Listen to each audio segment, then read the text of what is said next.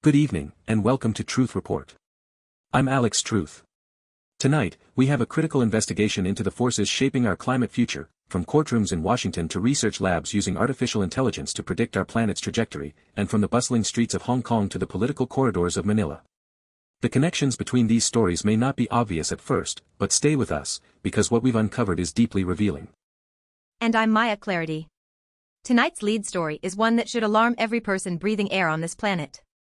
A broad coalition of environmental and health organizations has filed suit against the Environmental Protection Agency for what they call an illegal abandonment of its core mission, protecting Americans from climate pollution. We'll break down exactly what's at stake, who benefits from this rollback, and why the science being published right now makes the EPA's position indefensible. We're also going to take you inside a groundbreaking new study that uses machine learning weather emulators to examine how fast radiative feedbacks work in our climate system. This is the kind of research that should be informing policy, not being ignored by the very agencies tasked with acting on it. The irony is staggering, and we're going to lay it all out for you tonight. Plus, we'll look at how geopolitical tensions between China and Japan are redirecting tourist flows into Hong Kong, transforming the city's festival economy in ways that have real environmental implications. And we'll examine how political power struggles in the Philippines connect to the broader story of climate governance in Southeast Asia. It's all connected, and we're going to show you how. So buckle in. This is Truth Report, and tonight, we're following the money, the science, and the power. Let's get to work. We begin tonight with our top story. According to reporting from CleanTechnica, the Sierra Club, along with a broad coalition of health and environmental organizations, has filed a major lawsuit against the Environmental Protection Agency. The central allegation is devastating in its simplicity. The EPA has issued what these groups call an illegal determination that the agency is simply not responsible for protecting the American public from climate pollution. Let's be absolutely clear about what that means, Maya. The EPA, the Environmental Protection Agency, the agency whose name literally contains the word protection, has essentially declared that protecting people from the pollution driving the climate crisis is not its job. This isn't a policy disagreement. This isn't a regulatory adjustment. This is a fundamental abdication of the agency's statutory mandate under the Clean Air Act. And it goes further than just that declaration. According to the lawsuit, the EPA has also moved to eliminate rules specifically designed to cut tailpipe pollution, the emissions from cars and trucks that are among the largest contributors to greenhouse gas concentrations in our atmosphere. These are rules that were put in place based on decades of scientific evidence linking vehicle emissions to both climate change and direct public health harms like asthma, cardiovascular disease, and premature death. The legal basis for this challenge is rock solid, and here's why. In 2007, the Supreme Court ruled in Massachusetts v. EPA that the Clean Air Act gives the EPA both the authority and the obligation to regulate greenhouse gas emissions if they endanger public health or welfare. Then in 2009, the EPA itself issued an endangerment finding, formally determining that greenhouse gases do exactly that. That finding has never been overturned. It is the law of the land. So when the EPA now turns around and says it's not responsible for climate pollution, it's not just a policy choice. It's a direct contradiction of its own legally binding determination and a Supreme Court ruling. The coalition bringing this lawsuit understands that, and they've structured their legal challenge accordingly. This is about the rule of law, not just environmental policy. The agency cannot simply wish away its obligations because the current political leadership finds them inconvenient. And let's talk about who is in this coalition, because it tells you everything about the breadth of concern here. The Sierra Club is leading the charge, but they're joined by health organizations, environmental justice groups, and community advocates from across the country. These aren't fringe activists. These are established organizations with deep legal expertise and a track record of holding the government accountable. When a coalition this broad comes together, it signals that something fundamental is at stake. The timing of this lawsuit matters enormously too. We're seeing this action at a moment when the scientific evidence for urgent climate action has never been stronger. Every major scientific body on Earth has confirmed that we are in a climate emergency. The tailpipe emission rules that the EPA is gutting were projected to prevent billions of tons of carbon dioxide from entering the atmosphere over the coming decades. Eliminating them doesn't just slow progress, it actively accelerates the crisis. And here's the question that I keep coming back to, Maya. Who benefits from the EPA abandoning its climate responsibilities? It's certainly not the American public. It's not the children developing asthma in communities next to highways. It's not the families losing homes to increasingly severe weather events. The beneficiaries are the fossil fuel industry and the automakers who don't want to invest in cleaner technology. Follow the money, and the picture becomes painfully clear. The health implications alone are staggering.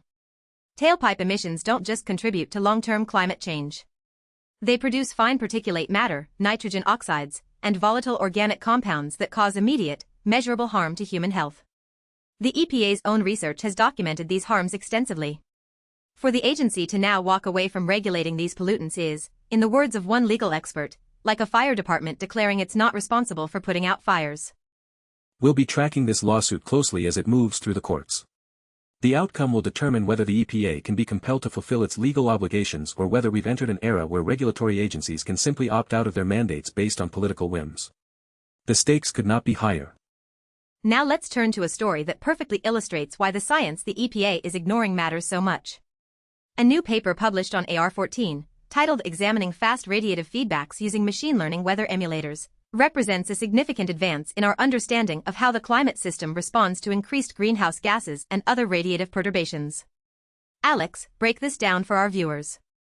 This research tackles one of the most critical questions in climate science: how quickly does our atmosphere respond to changes in radiative forcing, meaning the energy imbalance caused by greenhouse gases? What the researchers have found is that the climate system operates on two very different timescales, and understanding both is essential for accurate prediction. There are slow feedbacks that develop over decades as ocean temperatures change, and then there are fast feedbacks that activate within days to weeks through rapid atmospheric processes. And what makes this study particularly innovative is the methodology. The team has developed machine learning weather emulators, essentially artificial intelligence systems trained on vast amounts of atmospheric data, that can simulate these fast feedback processes far more efficiently than traditional climate models. This allows them to run thousands of scenarios and isolate the specific mechanisms driving rapid atmospheric responses to greenhouse gas increases. Think about what that means in practical terms. Traditional climate models are computationally expensive. Running a single simulation can take weeks on supercomputers. These machine learning emulators can produce comparable results in a fraction of the time, opening up entirely new avenues of research. Scientists can now explore questions that were previously too computationally costly to investigate, and they can do it with a level of statistical rigor that wasn't possible before. The key finding that stands out to me is the distinction between fast and slow feedbacks. The slow feedbacks, activated by changes in ocean temperatures on decadal timescales, manifest as changes in climatic state with no recent historical analog. In plain language, the long-term changes we're heading toward have no parallel in recorded human history. We're sailing into uncharted waters, quite literally. But the fast feedbacks are equally important because they shape the weather we experience right now. Exactly right. The fast feedbacks operate through rapid atmospheric physical processes on weekly timescales. These are the mechanisms that determine how much a given increase in greenhouse gases translates into immediate changes in cloud cover, water vapor, temperature gradients, and precipitation patterns. Understanding these fast feedbacks is crucial because they effectively set the floor for how much warming we're going to experience in the near term, regardless of what happens with slower ocean-driven processes. And here's where this connects directly to our EPA story. This is precisely the kind of cutting-edge research that should be informing climate policy. When the EPA declares it's not responsible for climate pollution, it's not just ignoring established science. It's ignoring the frontier of scientific discovery that's making our understanding of climate risks more precise by the month. Machine learning tools are giving us better resolution on exactly how dangerous these emissions are, even as the agency charged with acting on that information walks away from its responsibilities. The machine learning approach also has implications for climate adaptation planning at every level. Cities, states, and countries need accurate short-term climate projections to plan infrastructure, manage water resources, prepare for extreme weather events, and protect vulnerable populations. Research like this makes those projections more reliable. But the projections are only useful if policymakers actually pay attention to them, and right now, at the federal level in the United States, we're seeing a deliberate effort to look the other way. One more dimension worth noting. The researchers highlight that slow feedbacks produce climatic conditions with no recent historical analog. That phrase should send chills down your spine. It means the traditional approach of planning based on historical weather patterns is becoming increasingly obsolete. We cannot use the past as a reliable guide to the future. The machine learning emulators can help bridge that gap, but only if we fund this research and act on its findings. Let's shift now to Hong Kong, where the Lunar New Year holiday has revealed some fascinating dynamics about how geopolitics, tourism, and economic structures are evolving in ways that have real environmental and climate implications. According to the South China Morning Post, hotels and tourist area restaurants in Hong Kong reported brisk trade over the holiday period, but the underlying story is far more complex than a simple tourism boom. That's right. The headline numbers look positive for Hong Kong's hospitality industry, but when you dig into the data from the immigration department, a more nuanced picture emerges. While tourists were pouring in, Hong Kong residents were leaving the city in droves. The figures released show a massive outflow of locals during the holiday period from February 13 onward. This creates what the South China Morning Post describes as an increasingly visitor-driven festival economy, one where the economic activity depends on external tourists rather than local spending. And here's the geopolitical twist that makes this story truly significant. Industry leaders told the Post that Hong Kong saw more mainland Chinese tourists this year in part because of worsening ties between China and Japan. Let that sink in. Diplomatic tensions between two major powers are literally redirecting the flow of millions of travelers, and that redirection has cascading effects on energy consumption, carbon emissions from transportation, urban resource demands, and the economic structures of the cities absorbing those redirected flows. The environmental angle here is substantial and underreported. When you shift millions of tourists from one destination to another, you're changing aviation patterns, hotel energy consumption profiles, food supply chain demands, and waste generation patterns. Hong Kong's infrastructure was built for a certain volume and type of use. When the composition of that usage changes dramatically, from local residents spending modestly to waves of international tourists spending at higher levels, the resource intensity changes too. There's also a climate resilience question embedded in this story. Hong Kong is a coastal city increasingly vulnerable to typhoons, sea level rise, and extreme heat events. An economy that becomes more dependent on tourism is also an economy that becomes more vulnerable to climate disruptions. If a major typhoon hits during a peak tourist season, the economic damage is amplified compared to a more diversified local economy. This is a pattern we're seeing in tourist-dependent economies worldwide. And the outbound travel trend among Hong Kong residents tells its own story. When locals leave the city during holidays, they're often traveling to destinations in mainland China or Southeast Asia, adding to the carbon footprint of holiday-related aviation. The net effect is a dramatic increase in total flights and associated emissions during these peak periods. It's a climate cost that rarely shows up in the tourism industry's rosy economic reports. The China-Japan tension driver is particularly noteworthy for our climate coverage because both nations are critical players in global climate negotiations. When diplomatic relations deteriorate between major emitters, the collateral damage extends far beyond tourism patterns. It can affect cooperation on clean energy technology transfer, joint climate research initiatives, and coordinated emissions reduction strategies. The human tendency to focus on the immediate economic effects of geopolitical tensions often obscures these deeper, longer-term climate consequences. Absolutely. And this connects to a broader theme we track on this show, the way economic and political forces reshape environmental outcomes in ways that aren't immediately obvious. A tourism boom driven by geopolitical hostility isn't a sustainable economic model, and it isn't a climate-neutral one either.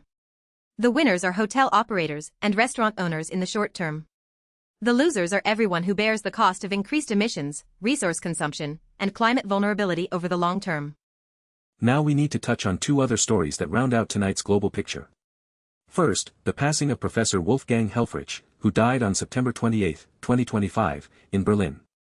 A new review article published on AR14 commemorates his extraordinary contributions to membrane physics and liquid crystal display technology.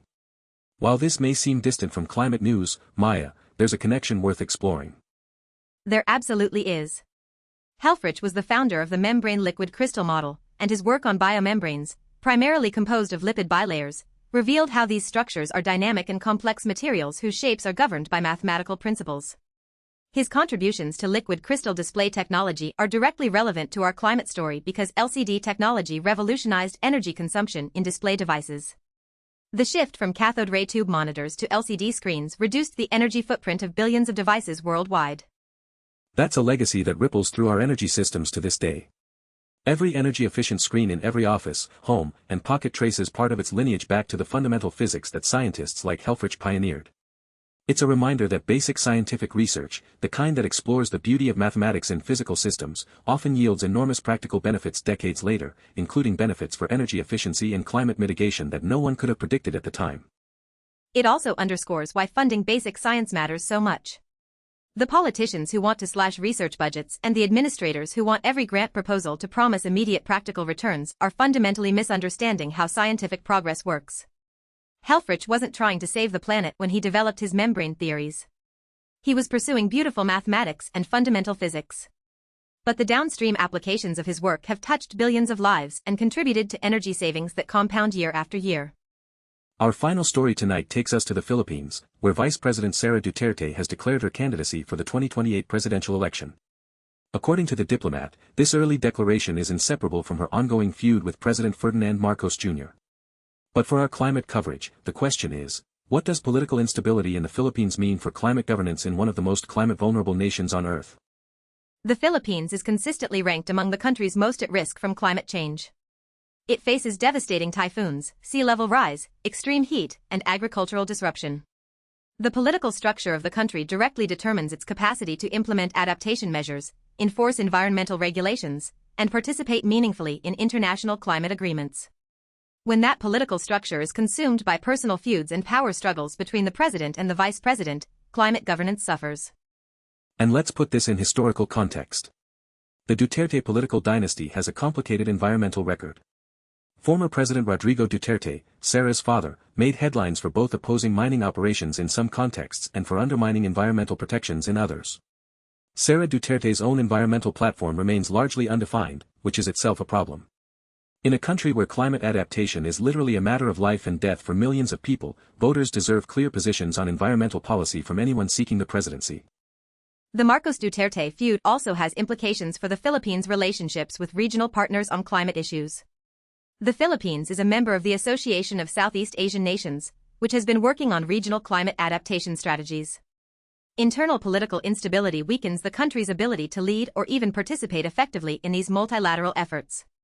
When your political leadership is focused on internal power struggles, the complex diplomacy of climate cooperation takes a back seat. And there's a direct connection to our Hong Kong story as well. The same geopolitical forces reshaping tourism patterns in East Asia are also influencing political dynamics in Southeast Asia. The Philippines' strategic position between China and the United States means that its domestic politics are never purely domestic. Climate policy gets caught in the crossfire of great power competition, and the people who pay the price are Filipino communities on the front lines of climate impacts. Now, Alex, let's step back and connect all 5 of these stories, because the pattern that emerges is one our viewers need to understand. We have the EPA in the United States abandoning its climate responsibilities. We have cutting-edge scientific research demonstrating with increasing precision exactly how dangerous that abandonment is. We have geopolitical tensions redirecting economic flows in ways that increase carbon emissions. We have the loss of foundational scientists whose basic research enabled energy-saving technologies. And we have political instability in one of the world's most climate-vulnerable nations. The thread connecting all of these stories is the gap between what we know and what we do. The science has never been clearer. Machine learning weather emulators are giving us unprecedented precision in understanding climate feedbacks. We know that fast radiative feedbacks activate on weekly timescales, meaning the consequences of our emissions are not some distant future problem. They're measurable in real time, right now, in the atmosphere above our heads. Yet at the very moment when the science is becoming more precise and more urgent, the institutions charged with acting on that science are retreating. The EPA is walking away from its legal mandate. Political leaders in climate-vulnerable nations are consumed by personal power struggles. And geopolitical tensions are disrupting the international cooperation that meaningful climate action requires. The pattern is not coincidence. It's a structural failure. And it's a structural failure that benefits specific interests. When the EPA drops tailpipe emission standards, the fossil fuel industry and resistant automakers save money in the short term. When geopolitical tensions redirect tourism flows, certain businesses profit while broader environmental costs are externalized. When political instability prevents effective climate governance, the extractive industries that operate in those regions face fewer regulatory constraints. Follow the money, and the pattern becomes unmistakable. What gives me some measure of hope is the pushback we're seeing. The Sierra Club Coalition isn't accepting the EPA's abdication quietly. They're in court, armed with strong legal precedent and irrefutable scientific evidence. Researchers around the world continue to advance our understanding of climate systems, as demonstrated by the machine learning emulator study we covered tonight. Scientists like the late Wolfgang Helfrich remind us that the pursuit of fundamental knowledge creates technologies that benefit humanity in ways we can't always predict. But hope without action is just wishful thinking. And that's where you, our viewers, come in. The Sierra Club lawsuit will play out in the courts, but public attention and public pressure determine the political environment in which these legal battles occur. The research on fast radiative feedbacks needs funding and institutional support. Climate-vulnerable nations like the Philippines need political leaders who prioritize adaptation and resilience over personal feuds. None of this happens without an informed, engaged public demanding better from their institutions. And that's exactly why we do this show, Alex.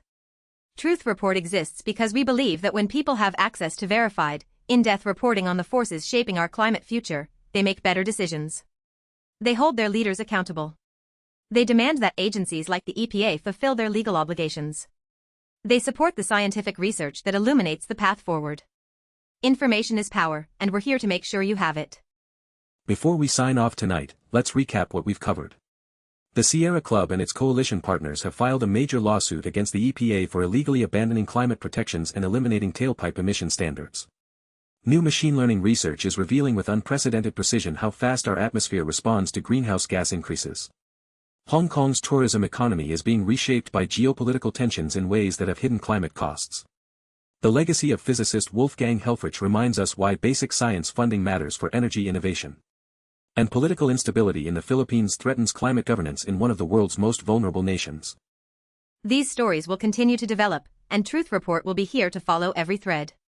We encourage you to read the original sources we've cited tonight, including reporting from the South China Morning Post, CleanTechnica, the Diplomat, and the research papers available on AR14. Do your own research. Verify what we've told you. That's what informed citizenship looks like, and it's what our planet needs right now more than ever. That's our show for tonight. I'm Alex Truth. The truth doesn't take sides, but it does demand to be heard. We'll see you next time. And I'm Maya Clarity. Stay informed, stay engaged, and never stop asking the hard questions. Good night from Truth Report.